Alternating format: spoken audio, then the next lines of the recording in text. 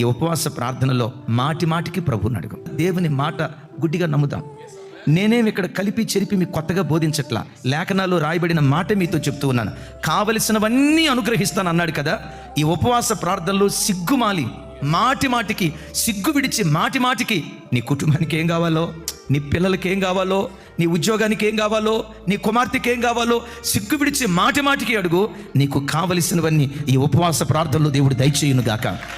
గత ఏడాది ఉపవాస ప్రార్థనలో 70% విన్నాడు, నా ప్రార్థనకు దేవుడు జవాబిచ్చాడు అని అన్నావు కదా. ఈరోజు ఏ కొరతతో ఉపవాస ప్రార్థనకు వచ్చావో నీకు కావలసిన ప్రతిదీ తన మహిమైశ్వర్యుడు ప్రభు తీర్చునుగాక.